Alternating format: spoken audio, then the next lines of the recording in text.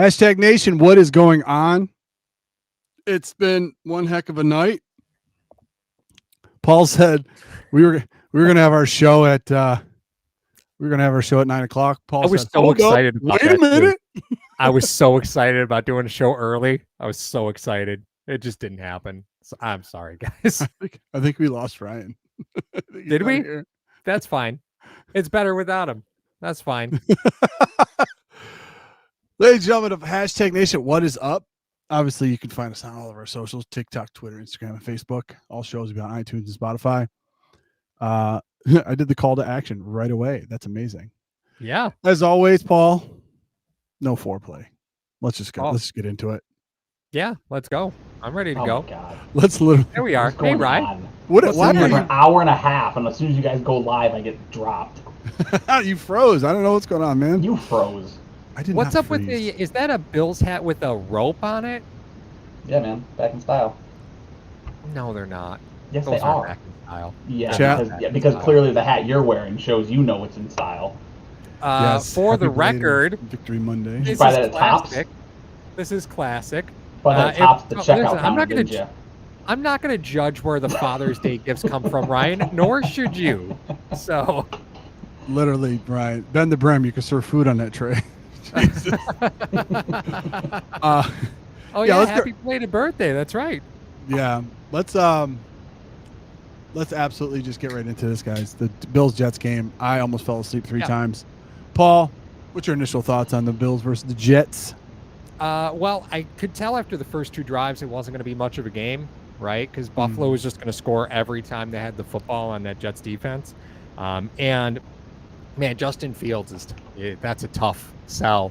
Like, wide open passes, he's throwing to the wrong side of the body, like missing just wide open guys. Like, man, I get the talent, but, man, Jets fans, you're just going to be subjected to yet another season of, boy, he could be so good but he's been in the league for 5 seasons now. Like, man, that Jets team is not very good. And I hope that it shows how well I know people are going to, kind of shit on Robert Saleh, but I mean, he at least had that team competent, right? Like, sorry, what did you your call leading him? rusher was Saleh? Justin Fields. He ran for 49 yards, man. You're going to say Robert Saleh? Saleh. Saleh. That's how we pronounce it. That's don't try and church it up. We know your name's Saleh. No, but I mean, you have a player like Breece Hall. You can't get him the football. You have Garrett Wilson. You can't get him the football. It's like they weren't even competent on offense. It was 3-and-out central. And this is a Bills defense that got absolutely rolled. Like, Baltimore gave you the keys to the kingdom, but that Jets team's just not particularly good. So I don't know if there's much to take out of this game. I just don't think the Jets are very good. Ryan, do you disagree? I mean, they looked better in that Steelers game. So, I mean, I guess the question is like, are the Steelers that bad this year? Because they looked pretty bad against the Seahawks. So was that first week just 2 really bad football teams playing like a really big football? Do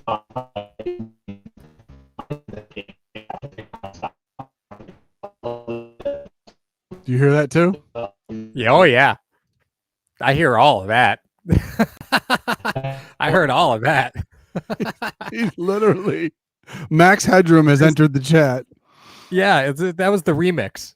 Yeah, I mean, just to your point, Paul. I mean, you're talking about a Justin Fields that has started 2 games, or I started 6 games in the past, or 8 games in the past 2 years. Yeah, I mean, the guy hasn't had any kind of consistency. It's really tough for that kid. I mean, I wish him the best, but I mean, just to try to put a different kind of paint job on it. And everyone's kind of crapping on the kid. He hasn't had anybody to develop him in the NFL, essentially. Mm-hmm. And, as a Bills fan, it's great that you see the development that Allen has had, in this offense and what he's been gifted with, aside from obviously Ken Dorsey, but he still helped him work with him a little bit, and, but Paul, I'm more concerned about this. This is the over the past 2 seasons, this is the 6th game that Josh Allen's been pulled for Mitch Trubisky. I don't know what's going on with him, man. Oh, yeah. No. Oh, terrible. First off, could we give big claps to Mitch Trubisky coming in to throw a pass right on 3rd down with no warm-ups? Josh goes down right with a broken nose, and Biscuits runs out there, and you know what happens, right? Like, first off, kudos to the Bills for, play clock's going, no timeouts, right? Kudos to the Bills to get something in, get a conversion, on that 3rd down. Huge props to the offensive, the offensive squad and Biscuits for being ready. But every time the backup quarterback comes in off the bench, what do? You hand the ball off. Yeah, right? you get a little nervous. You know what I mean? Yeah. Yeah, you just hand the ball because this is a guy that hasn't thrown, right? Especially when there's no stoppage, right? Like, it's not like Josh laid on the ground and got an injury timeout and then they could bring Biscuits in and get a play call. That wasn't an option. Josh ran off the field. Biscuits throws his helmet on, runs out there, throws a pass, completes 3rd down. Like, good on Biscuits, man. A 93.5 passer rating. Because passer ratings, those matter, right? Yeah, those matter. Like, passer ratings matter, right? Lamar Jackson is now number 1 in career passer rating. That's what I think of that stat. So you're saying Fields isn't the number 1 rated quarterback in the NFL anymore? No. Nice one, Spin. I like Justin Fields is the Madden equivalent of a 1997 Seneca Wallace, right? Where he's the free agent. He's the free agent quarterback because you didn't draft one in franchise mode.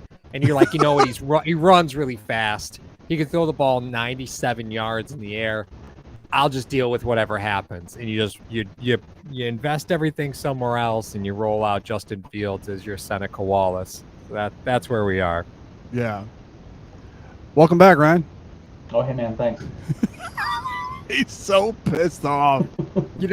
I want to point out that Mario and I used to do the post game from a Tim Hortons for like how many years? Was that 2 years? 2 years. 2 years. And Until then we got funny looks when we went in there. Like, you gonna buy something, cowboy? Yeah, it was an odd look. 2 grown men scooched up in a booth next to each other, staring at a laptop. Too? Fantastic. Oh yeah. Oh yeah. Oh yeah. The coffee was amazing. That's how good the coffee is at Tim Hortons, by the way. Yeah, Tim Hortons, we're looking for sponsors, so get on it. Yeah, I'm sure that's the story that'll get it for you too. Yeah, 100%. Yeah. Oh yeah, that's it. Technical difficulties, bingo. Yes, Grange, 110%. Yeah, I mean, Ryan, you echoed in last week's post game. You were talking about the Buffalo Bills need to work on things with their defense, especially their run defense, and that's the number one thing that they need to work on. And they were coming into a game where you have Fields, who's dangerous with his legs. You have Breece Hall. 154 total yards given up by this defense, and Joey Bosa coming out party, for in his second game as a Buffalo Bill. He is essentially, I don't know who said it, he is essentially what everyone thought Von Miller was going to be when he got here.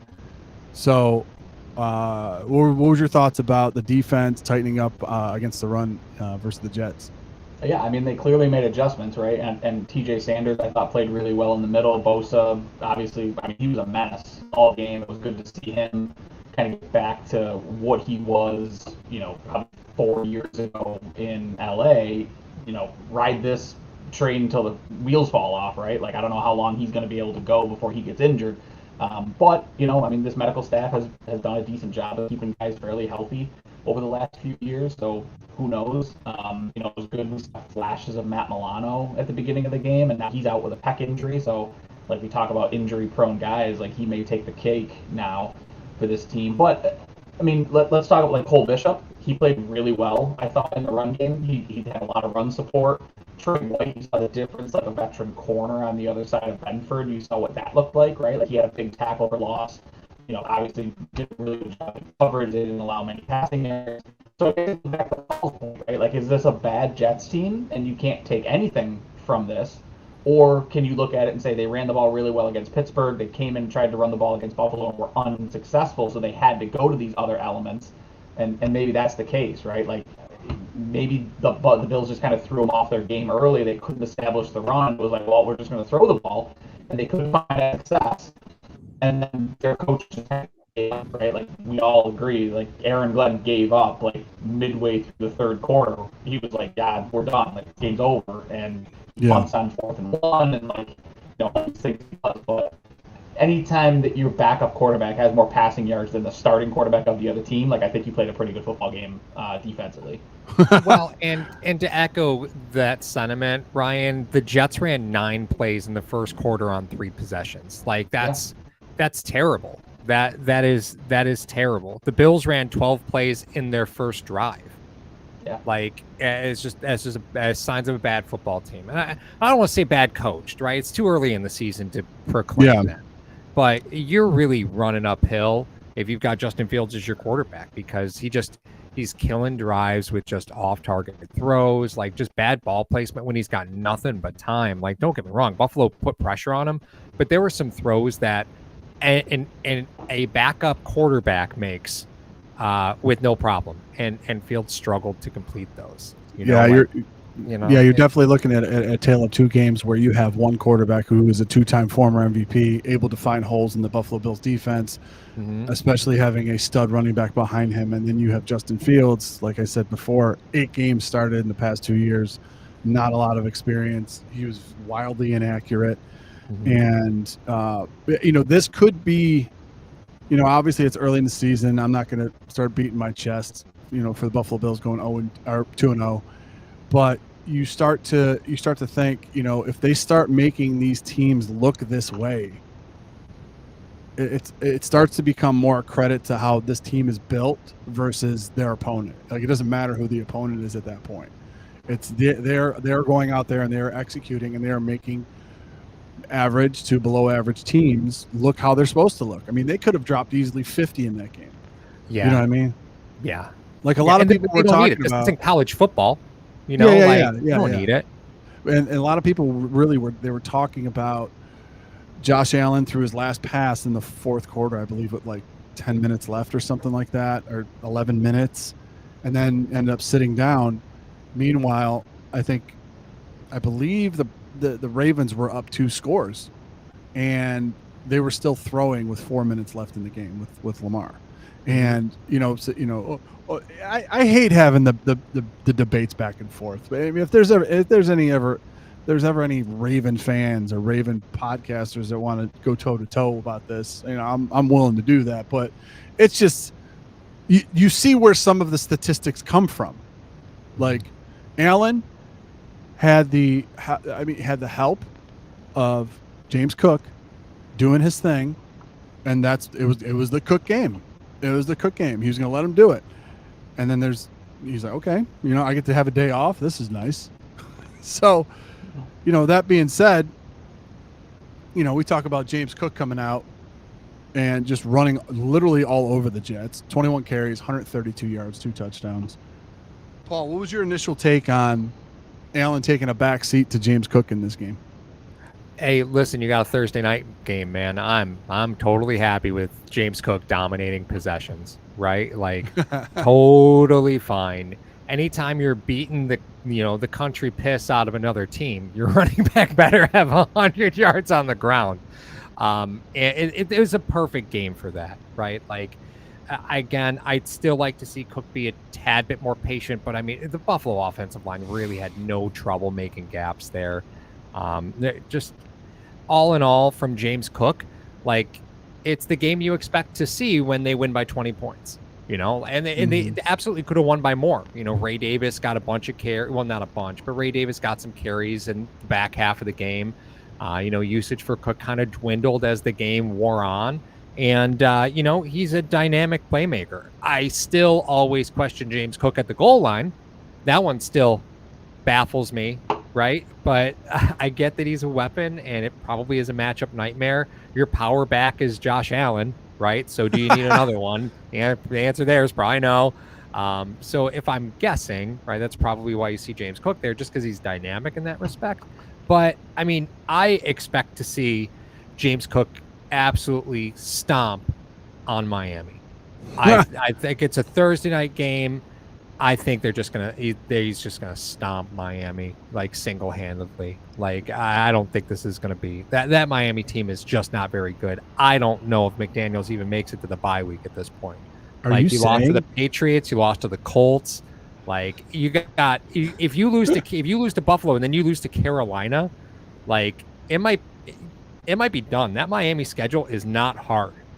So No, Miami goes Buffalo, the Jets, Carolina, the Chargers, the Browns, the Falcons, the Ravens, and the Bills again, and then the Commanders before the bye week. So I don't even know if they make it to the. I don't even know if McDaniels makes it to the bye week if you drop the first four. Honestly, you drop the first four to the Patriots, the Colts. Yeah. I mean, it's no way, right? Like it's got to be done. You got to be done with it. Yeah, and I mean, I think the question is like, at what point do they pull the ripcord on Tua too, right? Like he absolutely looks helpless out there. Like he's got nothing for any of these teams that he's faced so far. I mean, they made the Colts look so good that it carried over into the second game, and they looked great in the second game too. Like that's how much confidence that Daniel Jones took away from playing the Dolphins, right? Like, I mean, yeah, when it comes to Cook, like he had 21 carries, right, and 2 touchdowns. So Paul, by the way, we talked about him upping his touchdown total from last season, right? 16. He's on pace for 25 touchdowns. This is crazy. Through the first 2 games, like that's crazy. It's pretty insane, right? And then, like Daniel said in the chat, like he leads the NFL in 40+ yard touchdown runs since he came into the league. Like the guy's dynamic. It's just we were waiting for that usage rate to go up, and he was on the field for a lot more.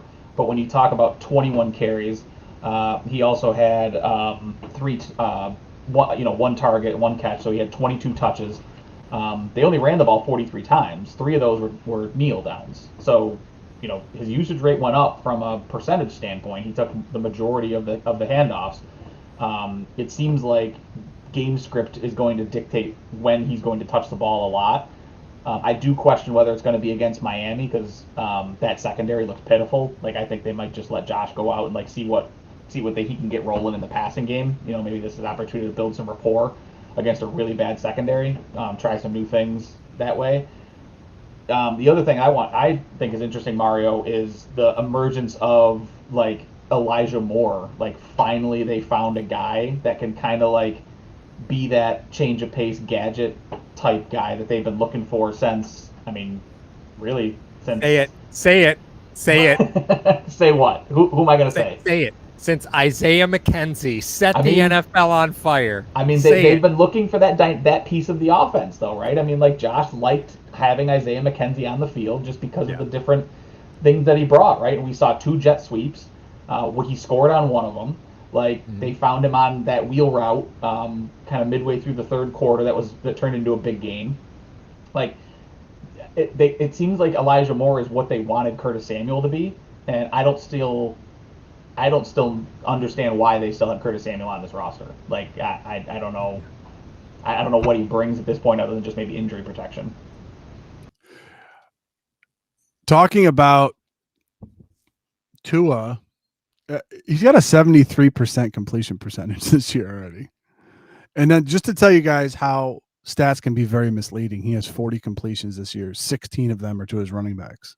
Yeah, I was just that's exactly what I was going to go look up. I was like, I wonder how many of those running backs, how many of those are running back receptions. Achane is leading the team with 11 receptions. Oh, that's so bad. Just to let you know. So the comfortability. And Tyreek Hill's not hurt. Right, like no, but he was smoking mad, like Tua missed him big time, and he was like, "No, get me off the field." And he didn't go back. That was it. Tua, who Tyreek stated when he went to Miami, said it was one of the best passers he's ever played with, and it's a guy who just got off winning Super Bowls with Patrick Mahomes. It's interesting some of the quotes that come and rear their ugly head after a few years and this and that. But like you guys said, this is not a very good Dolphins team. There wasn't a very good Jet team. Obviously, we're always leery of it being Bills fans. The fact you sit there and you go, they should kill this team, and then the team's in the game. You know what I mean? But there was no like inkling of that versus the Jets, and hopefully on Thursday. There's no inkling of that as well. Hopefully you have Oliver back. I mean, that could be something that would definitely help. Putting Sanders in the middle there to have that push to just be right into his face would be, really nice. Cole Bishop and Taylor Rapp literally has a grudge against his own body. I think he just does not care. The guy is literally a flying torpedo everywhere. Doesn't even matter if it's his own team. This guy does not care. So, I mean, I would like them to try to with such a fast, explosive back that you have that they're playing against. Although it doesn't even have 100 yards rushing this year, you still got to try to contain him. He's still a threat, even though they're not performing how they usually are at this point in the season. It's like Paul said, it's just a very bad football team, and the morale of the team is even lower than the performance of the team at this point, I believe. So Mark, correct me if I'm wrong. Like, Keon walked away 3 targets, 3 receptions. Like, not a crazy stat line for Keon Coleman. No, it felt like he was bigger in the game than that. I don't know. I mean, was 3 for 26. You know, like, maybe it was just the timing of those receptions. But Keon's already got over 100 receiving yards this year. Like, it's kind of the player you were hoping for last year. He's 11 for 138 and a touchdown, right? So not crazy, but those are top 20 numbers right now. Like, 11 receptions, 138 yards is 18th. Like, it just seems like he's starting to be the player that Buffalo kind of was hoping he'd be, maybe a little bit more at the start of last year. But we know, rookie receivers, it doesn't always happen right away. He was very critical of himself this offseason. When he said that he thought his rookie season was trash, I don't think he was fooling around. I think he's all business in that respect.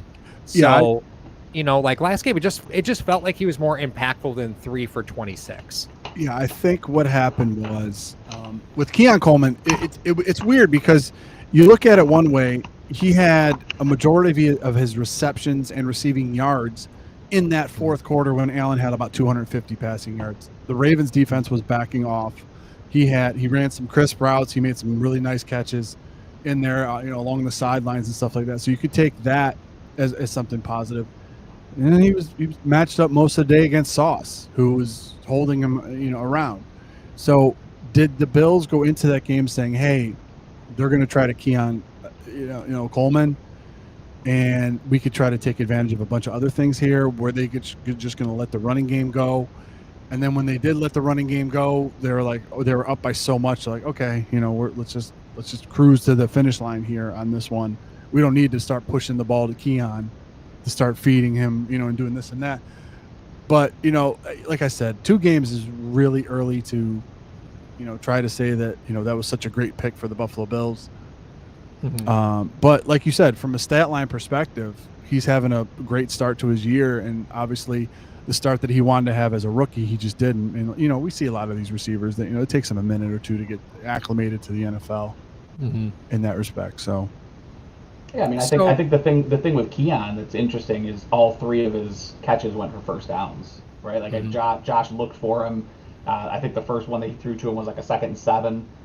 Sauce was on him, and Josh just went at him. He caught it, picked up the first down. They went right back to him the next play. He had I think another first down, like 11, 12-yard catch. So Josh is looking for him, and I think the question kind of turns into is he turning into kind of like that go-to guy that Josh, although he does the everybody eats thing, right? Like Josh has a tendency to like a guy in situational football, right? Like last year it was Shakir. It seemed like every time he needed a big play, the ball was going Shakir's way. This year so far, it's been Keon. The first game, fourth quarter, it was almost all Keon. And then last game against the Jets, it was 3 first downs, and then the Sauce effect starts to kind of kick in a little bit, right? Like the guy's an All-Pro for a reason. He's one of the better corners in the NFL. But I think the other thing that's worth keeping an eye on with Keon is Paul, to your point, I think this offseason, the most telling thing for me as to how focused he was if you guys watched Hard Knocks, he wasn't on at all. And when it comes to his type of personality and what he was when he came out of the draft, I was shocked that they didn't have a mic on that kid at all times on Hard Knocks. And I don't know if that was a Bills thing. I don't know if that was a Keon thing, but it almost seemed like they were kind of protecting Keon from the Hard Knocks hustle and bustle and distraction that can turn into. So I think that kind of spoke to okay, either he's having a really bad offseason and they don't know how to like put that on camera, or he's really hyper focused this offseason. And I think it's turning into the latter because, like you said, Paul, like he seems to have turned a corner, and you're seeing that sophomore wide receiver development that that you tend to count on with these late first round, early second round picks. Mm-hmm. Well, and I saw in the chat it got mentioned Gabe Davis. Don't get me wrong, right? I think people are in love with the idea of Gabe Davis in a Bills uniform, but from a roster perspective, I think you're letting Tyrell Shavers take snaps because you just got to know what's there, right? Like he was impressive enough early on to have earned the opportunity to lose the job. Now, are they asking anything of him? He had no receptions on 2 targets yesterday, right? Now, mind you, those were Mitch Trubisky targets. So, well, one was Josh. One was that first drive where Josh tried to throw it to him on the sideline, right? He just kind of was like sugar high Josh and just threw it way high. That's right. But yeah, I mean, he's not on the field for meaningful snaps at this point. No, but you shouldn't expect him to be, right? This is all part of the maturation process. So I understand that folks will look at the roster and say, well, Gabe Davis provides more dependability on the offense. I don't necessarily know if you need that right now. Like, you don't need Tyrell Shavers, the receiver. Like, it was not all that long ago where people were excited about Duke Williams. So let's just pump the brakes on, what kind of weapons this offense needs. I don't think you need Gabe Davis right now. He's on your roster because you could get him. But you don't need him active. Like you just I don't think I've ever used the words Davis and dependable in the same sentence. Like, well, like not a thing, man. I don't know. But if I mean, as far as wide receiver 5, like sure. Ryan, as far as wide receiver 5 sure. goes, like, come on. Even you could admit, like, as wide receiver 5, Gabe Davis is a good pull. Yeah, he blocks well. He knows the offense. He stretches the field. I think that's the dynamic that they're missing from this offense right now is a guy that just can run a go route, and bring the safety with him. Like Keon's not fast enough, straight line speed. Like Shavers, I don't think is that guy because I don't think he's good enough off. I don't think he's good enough off the line to get a free release. We saw him against 3rd and 4th string corners in preseason, but he hasn't shown me so far this season that he's able to get off of any type of contact at the line of scrimmage. I think Gabe can do that, and then if he's going to carry a safety with him, obviously that opens up the middle of the field. They like to go to Knox and Kincaid there, and then if he doesn't bring a safety with him, he's a deep shot, right? So I think that's a dynamic that will be interesting to see if they decide to bring him on when he's healthy, because don't forget he's still hurt, right? He's still rehabbing from that knee injury, so there's also a reason he hasn't played yet. But once he's healthy and he's ready to roll, like I would not be surprised whatsoever if they just flip him and Shavers because they've seen enough from Shavers to know what he is. And I think Davis can bring another dimension that would be interesting to see in this offense. Well, and I guess, Mar, that kind of leads me over to like my next question this is tryout season as far as a lot of that is concerned. Like the beginning of this season is not all that challenging from a schedule perspective from the way it looks right now. So you've got a couple players who are currently suspended. You're waiting them to come back. You're looking to see what Joey Bosa brings because, again, you kind of bought a toy in Joey Bosa. You don't really know what he's capable of. You've got a back end of, right now, Cole Bishop and Taylor Rapp. You're not sure if either of those guys can make it through a season at this point without losing one of them. So, like, this is tryout season. This is still audition season for a lot of these players because that roster, like, once you hit week 8, week 9, I think you'll start to see the final form of the Bills as they roll into the playoff stretch.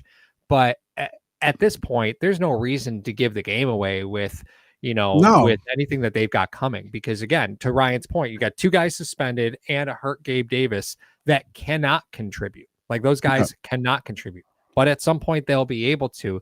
And how much is it important to shift that dynamic through the course of the season?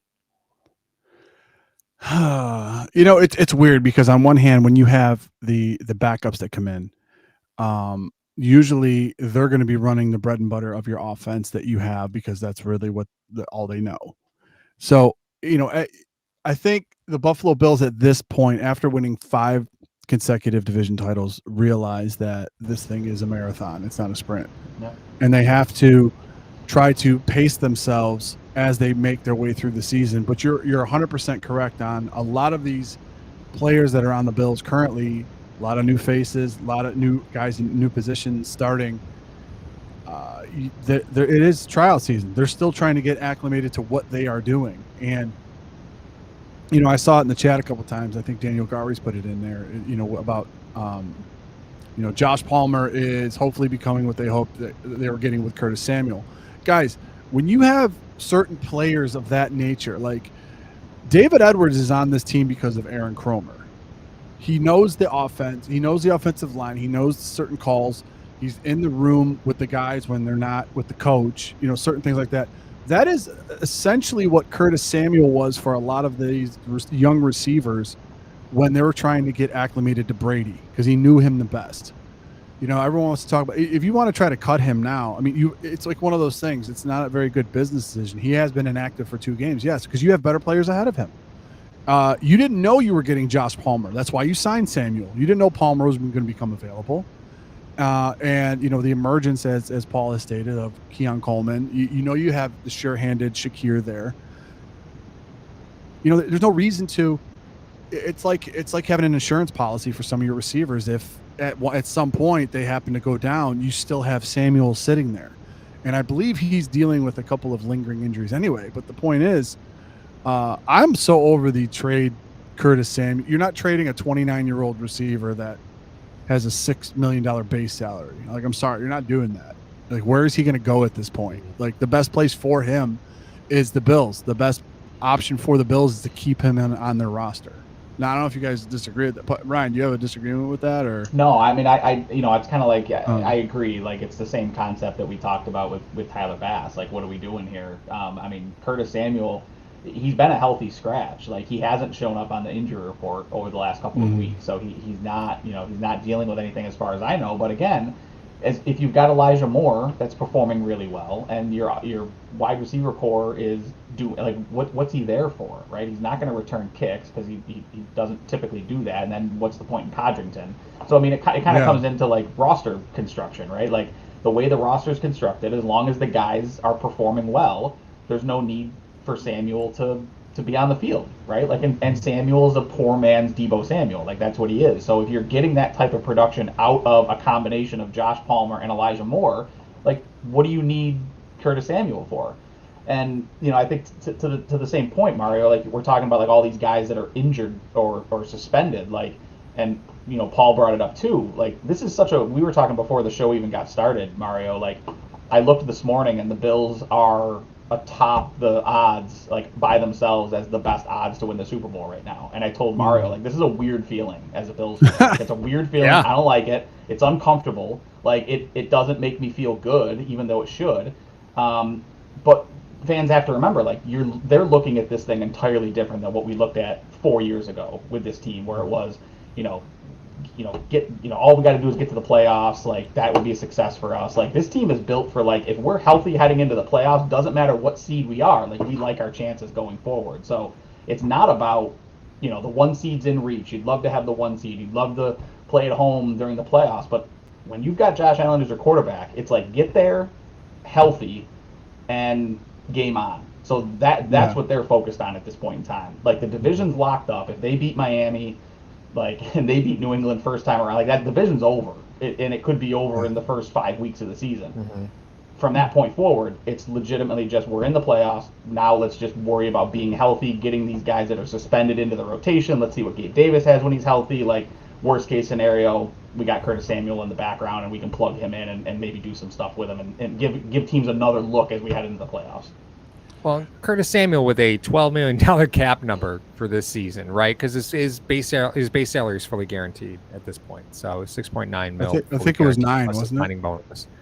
I think it was 9. 6.9 is the base, but he also had prorated signing bonus. Was it? Oh, you mean he's $9 million against the cap? Yeah. Oh, I just did the math wrong. I doubled his signing bonus. My bad. I did want to just address Spin's comment real quick, Paul, before you go. I said the best option for the Bills is to trade Samuels. We have more. I understand that. There's a couple of things that go into that, though, Spin.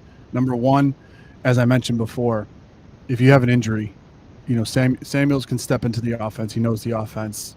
That's something that you have. It's like a nice little insurance policy that you have. That's number one. Number two, we know the connection as well as the rest of the league. If Brady is willing to part ways with Samuel, who knows him the best, what team's going to want him? Number one. And number two, what are you going to get for him? What are you getting for a 29-year-old receiver at this point, whose best career is with the OC that he's currently with? Like, what do you think you're going to get? 4 years 3, yeah, ago. yeah, 4 years. What do you think you're going to get for a guy like that? Like a sixth, maybe at the highest. Plus, you're eating cap that you've already paid for. So, what is the upside of actually? You think you're going to trade him for a valuable piece that you're going to get? Swap 7-round picks, John Calvin. 6th-round pick tops. Yeah, I mean, it's. Yeah. I've heard people banging the table to trade Samuel during camp, and I'm like, listen, this is how some of the offensive-minded guys do. They like, if you have a lot of young receivers and your offensive coordinator has a guy that he's worked with before, he could tell the guy while they're split, hey, this is what he likes. This is how deep you got to do it. This is how you do this. Blah, blah, blah, all this other stuff. He could transfer information to him just like a coach. And we've seen the growth and maturation of Keon Coleman, as Paul stated earlier. So do you think any of that's contributed to Samuel? Maybe, maybe not. I don't know. But he's in the receiver room with the kid all the time. Yeah, I mean, it comes down to, like, are you going to pay $6 million to go get a 6th-round pick when you're cutting 4th-round picks and beyond? Like, that's the way this roster is built, right? Like, 6th-round picks aren't making this football team at this point in time. So, like, trading a guy that could contribute down the line, or at least as an insurance policy, it's a $6 million insurance policy.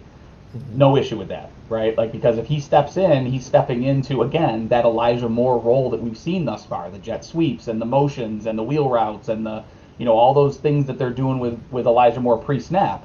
Like, it's plug and play with Curtis Samuel. So I think they like that dynamic to the offense. They've been looking for somebody to do that, again, like Paul jokes, since, Isaiah McKenzie left.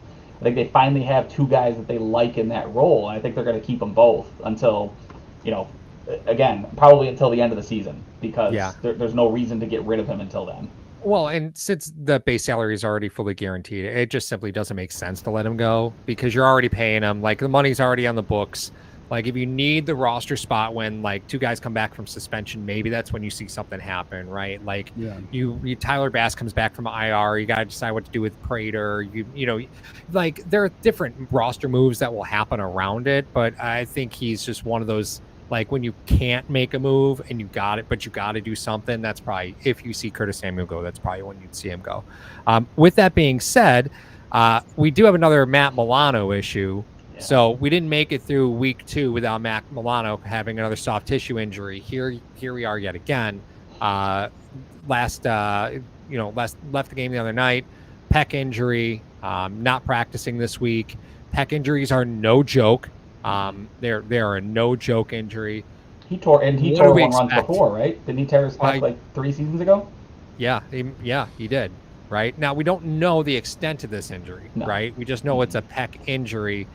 We don't know exactly what happened. If it were going to be long-term again, they probably would have already they probably won't make the roster move till tomorrow, right? Till Tuesday, rather. But the fact of the matter is, here we are at the precipice of another great season, and you turn around and there's going to be no Matt Milano there. So how much does that impact you? And I know it's stupid to say this, but is this an okay time in the season for Matt Milano to take a break because he's hurt? Like, is this well timed for Buffalo since it did happen? I mean, I would imagine he's probably going to miss a few weeks at minimum. Give me a healthy dose of Dorian Williams. I'm happy with that, because I didn't think he should have been pulled last year when Milano came back. But I know why you did it. He was leading the team in tackles. He's literally because Matt Milano's back. Like, what are we doing here, right? Like, I get it. The guy's a vet, but yeah, to your point, he was grabbing a lot of nameplates. Williams was even in that, but he's trying to learn. He's trying to. You have a guy who literally is one of the fastest guys on your team from sideline to sideline. His diagnosing skills obviously need a little bit of more work, but that just comes with time. But the guy was one of your leading tacklers, and like when Milano was officially, ready to come back, it's like the guy played special teams, and that was it. So I mean, I know why they did it, but I didn't. I would have liked to see more of Williams, but in the past game, obviously, they went more with a 3 linebacker set, scared of the run from the Jets, and he was in there every time. So he is their first guy off the bench. He he has had time playing. So if Milano has to sit out for 3-4 weeks, I don't think it's going to be terrible for him to sit out versus the Dolphins, Saints, Patriots, and Falcons. That's what I'm saying, right? Like, yeah, that Falcons game is the only one that kind of worries me if you don't have your full gambit of run defenders. But yeah, but we have seen firsthand the record of Sean McDermott going up against first-year starting quarterbacks. Yeah. Ryan was just trying to sneak in, calling the Patriots game a trap game. Don't play into it. He was just trying to sneak, saying the Patriots tried doing that. I was so mad about that. Romo was like, "This could be a trap game for the Bills." I was like, "Yeah, because they're worried about the checks notes Dolphins on Thursday, like a division game, an AFC division game. Like you're literally going to be. That's never a trap game ever." No. Yeah, but I mean, to your point, Mario, like, what a luxury for Buffalo that at this point in time in the season, if they lose a guy in Matt Milano, like what a luxury that you get a guy who's off of 117 tackle season that could just like step into that role, right? Like, is he grabbing nameplates? Yeah. Is he slow to diagnose sometimes? Yeah, but like 117 tackles in the NFL does not happen by accident. Like you just don't walk into that. Like you're a skilled player if you can get that many tackles. And you're not taking 100% of the defensive snaps, right? Like that's the most impressive part about it is 117 tackles, and that was after he ceded basically his entire snap count to Milano when he came back healthy last year. So, I think that's a luxury that they have. Again, you saw the impact that a Trey White can have on this team too, like a competent corner opposite of Benford, because Benford was huge in run defense yesterday. Trey White was big in run defense. They were bringing Cole Bishop on some run blitzes. He even had a sack yesterday. Like the secondary, I think, settles down when you get an experienced guy like Trey opposite of an experienced guy like Benford. You got two solid corners there. Like it makes the safeties' jobs a hell of a lot easier. And I think we saw that. And then you add in a guy that can get sideline to sideline like Dorian Williams. And I think it might be interesting to see what this defense looks like. Without Matt Milano for the next few weeks, and then you start having those conversations like Shaq Thompson's, he didn't practice today again, but, he's not far from probably being ready to roll. And like, does he have a role in this offense or this defense as maybe that third linebacker? Can they still stay with that three linebacker set if Milano's out and it's Williams and Shaq Thompson? Mario. This is why I don't let Mario in the live chat all that often. So there was a really good Jordan Sinikowski asks a wonderful question. He did. He said, "Would you rather have Dorian Williams or Buffalo Joe Andreessen at linebacker?" And Mario responds with, "Would you rather?" And Mario's response is typical Mario. Like, dude, I love you so much, but this is why, Buffalo Joe is the Duke Williams of linebackers. Okay, all right. Here's what I wanted to say. Here was my point in that whole thing. Ryan was definitely highlighting the fact that Dorian Williams had over 107. You said 117 tackles last season. Yeah. That is sneakily what you're saying there is that the defensive line is effectively doing their jobs right because Williams is free to make those tackles.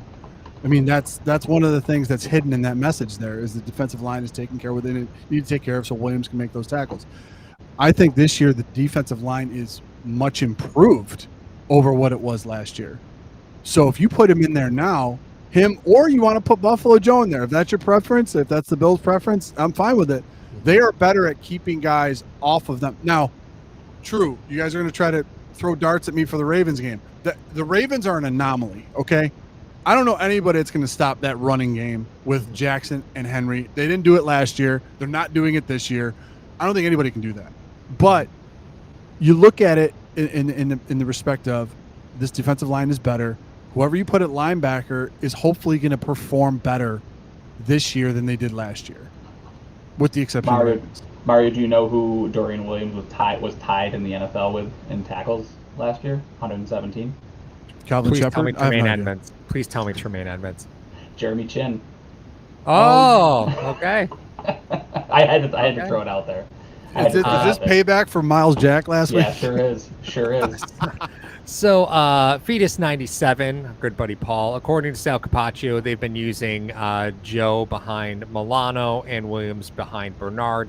I think you got to give them roles, but that doesn't necessarily mean with a full week that role is going to stay. You know what I mean? Like, So I think does Bernard have the mic? Is Bernard? Yeah, Bernard's a green dot. Bernard's yeah. got the mic. Okay, green dot. Yeah. So and Shaq Thompson had the other green dot in the preseason, so I'm not sure who's the backup should Bernard go down. I would guess maybe like Bernard or like Benford or Rapp, maybe even like it might even shift to one of the secondary players at that point. That's interesting. It's not going to be like, I doubt it's going to be Dorian Williams. No, like, Dorian Williams is the guy that they had. Remember those signs, Mario? Like they still have them. Like they still have them on the sidelines for Dorian Williams. Like the signs that they hold up, whether it's a 12 personnel and like. Oh yeah. They're still doing that, by the way. So that goes to show like it's probably not the green dot for Dorian Williams if Terrell Bernard goes down. Spin brought up a great point. He said Cleveland stopped the run game. Now did they stop the? I didn't watch the game. So did they stop the run game, or did Baltimore elect to throw because Jackson had 4 touchdown passes? So. Henry fumbled early. Like, yeah, we talk about I don't know, like Father Time's undefeated, right? Like Derrick Henry's got 2 fumbles in 2 games this season, and how long before those wheels come off? Because he's got 12,000 yards on him in high school, right? Like how many yards and carries did he have in college? He's got 9 seasons in the NFL. Like eventually he's going to start wearing down. So, some of this might be self-preservation for Henry too. We talked about for the Bills doing some self-preservation early in the season, and that AFC North is a mess outside of Baltimore. So Baltimore could just be saying, you know what, we're just going to do load management with Henry for the first few weeks of this year in teams that we don't feel like we need him to win, which the Browns would probably check that box for them. To circle back to the Joe Andreessen versus Dorian Williams debate, right? Buffalo has a tendency to always lean to the most athletic of the available players first, and that is Dorian Williams, right? Like I know everybody loves Joe Andreessen. It's a wonderful story. He's contributed. He's done a really good job with the opportunity. I don't think you could do a better job with the opportunity that he's earned himself, right? It wasn't given to him. He earned every opportunity he got. But Buffalo has a tendency to always lean to the most athletic. Dorian Williams is just more athletic than Joe Andreessen. So in the fail-safe, they always go athleticism over everything else. And that's I hate to say it, right? But even when Matt Milano was still young in his career, Matt Milano wasn't starting either because they went with a player that they felt was more athletic than Matt Milano, which is Matt Milano's not the most athletic guy out there, right? He's not. I hate Ramon Humber? I hate to bring up the ghost of Ramon Humber because I know Trek Reviewer is going to hammer me on it. But the fact of the matter is Ramon Humber was just a more athletic player. Was he a better player? Obviously not. But Buffalo just always has a tendency to lean to the most athletic. I just don't see Dorian Williams versus Joe Andreessen as much of a conversation just because of their tendency to lean to the most athletic. And that would be Dorian Williams in the early goings. Yeah. So. I mean, Buffalo Joe's a high motor special teams guy. Like, I think it kind of goes back to we have these guys that we talk about, right? Like if Buffalo Joe is playing significant snaps on defense, like this defense is in trouble. Like that's point blank period. Again, great story, local kid, you got to root for him. Plays really well on special teams, but he's not an every down linebacker. And Dorian Williams is like for as raw as he is still in his 4th season in the NFL, like 3rd or 4th season in the NFL, like he's still an athletic freak. So. Yes. And I got to give Paul his flowers. Damn right. Wineski. Earned him. Wineski. Yep. Oh, my God. You want to read that one? Go ahead. No, yeah, no, Jordan Sinikowski, man. Like, that's an easy one. That's like a layup. That's an easy one. I don't know. I mean, it's you could tell how Buffalo you are by how well you pronounce Polish last names, I guess. Yeah. So that's how you could tell how Buffalo you are. Mar, we're probably getting close at time. I know the Bills have a game. I know the Bills have a game coming up. We haven't really talked much about the Miami game other than just shitting on the Dolphins. So, Well, they set a record this year in allowing 10 consecutive drives for scores in their first 2 games. Miami did. Yep. Yeah, so And Miami, 13 dating back to last year. Miami has had 13. Their opponents have had 13 possessions this season, and they've scored on 10 of them. Wow. Oh yeah, that is dreadful. Mm-hmm.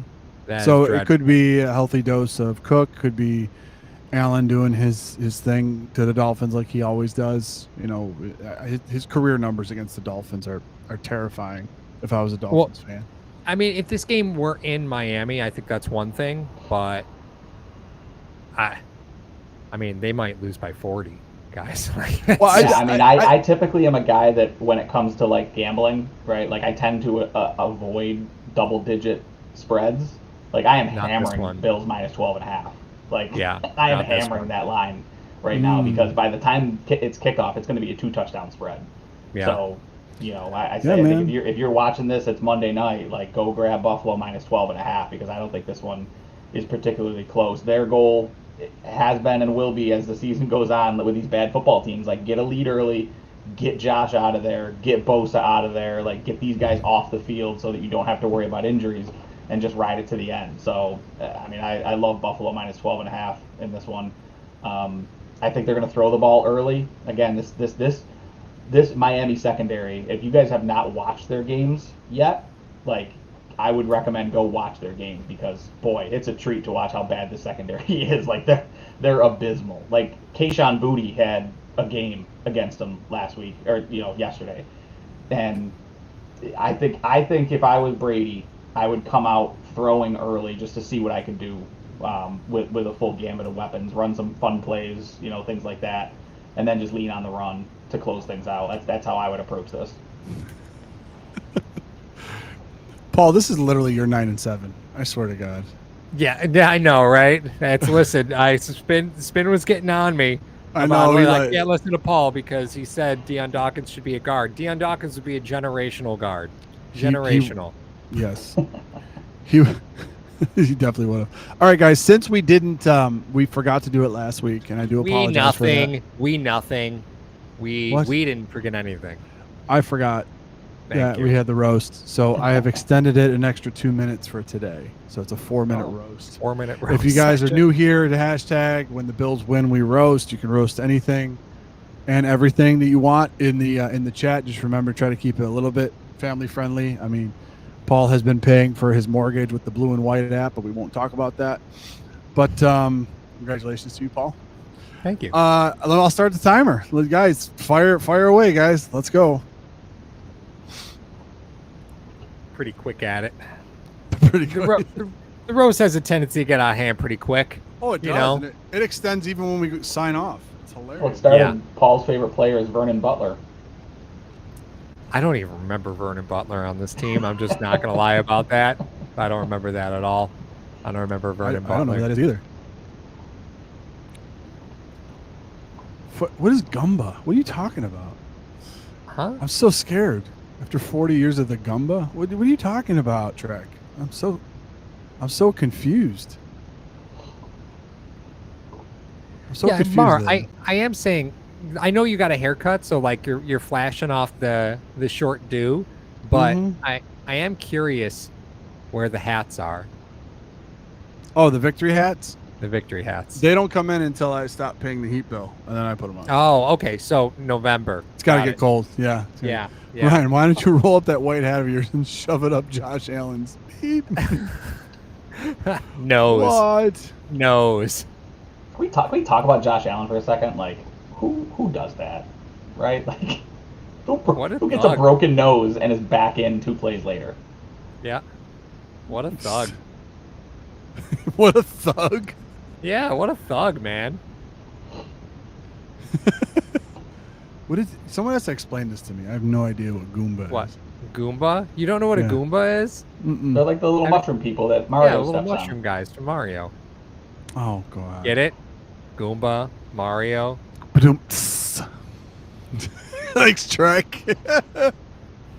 I would like to see a meetup with Paul and Dion. Yeah. Listen, I would own everything I ever said about him. Now, fun story. Funny He did story. follow us. He did follow us for about 6 hours, and then probably got through the content a little bit. Wasn't our brightest moment. He Correction, literally wasn't followed my us the brightest week we moment. were talking about moving him to guard. Oh, yeah, man. Oh, And he wow. followed us and then unfollowed us immediately. Yeah. Yeah, I don't even think it made it 6 hours. That's Right? a good As the Yeah. facial expression of the Tim Hortons manager watching Paul and Mario in the booth ordering nothing for 2 hours. Oh my Yeah. God. You guys, really you didn't probably get- you ordered like one coffee each and then sat there for 2 hours, right? Yeah. Oh, we had a bagel and a donut. We're fine. Yeah. Yeah. Bagel. A little We all, stuff. the post games were only an hour back then too, so it wasn't Yeah. like it was huge. You know what I mean? Well, and let's not pretend like it was high technology. We had an iPad that Yeah. would prop up against whatever we could find. I don't even think we had a stand for it, Mar. No, Like, did we So, have so if the broadcast was only an hour, Mario, how long were you at Tim Hortons waiting for Paul before you could start that hour clock? You laugh. I picked him up.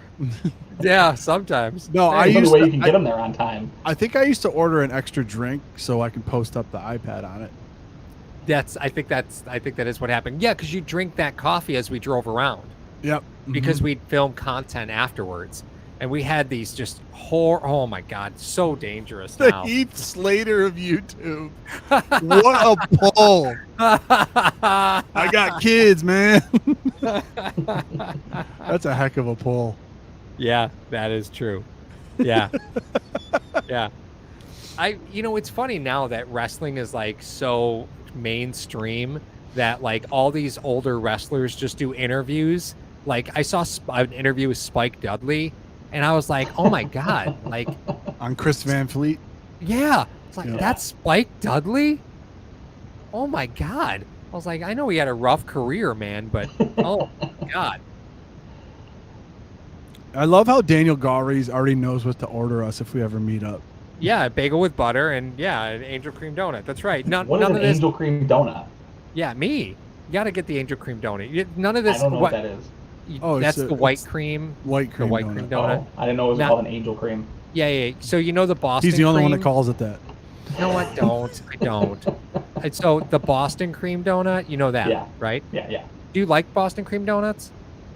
I'm not the big like filling donut guy. Like apple fritters are kind of my bag. Really? Bear claws. Yeah. Okay. All right. I respect that. That's fine. Paul, did you learn something that you didn't know before? I was getting ready to if I had the button. You had a joke over- loaded, is what you had. Yeah. Yeah, no, I had the button over the hide on stream button for Ryan if he started, if he started talking about how delicious Boston cream donuts were. He's about to get put in timeout. James. Oh, wow. That's a pull. Isn't that the guy with no chin? Yeah. Yep. That is tough. But Yeah. Shiva said something absolutely fantastic. It's the beginning of our Hey, 13th go Bills. season. Yes, Bills win so often I run out of material to roast. Hashtag Nation, I want to thank you so much. Corey's got a good one Um, before we go. What do you get, Corey? Mario sounds pretty good even though he's talking to the back of the security camera. Is that what that is? Shit. All right. Hashtag Nation, we are out of here. Enjoy the game on Thursday.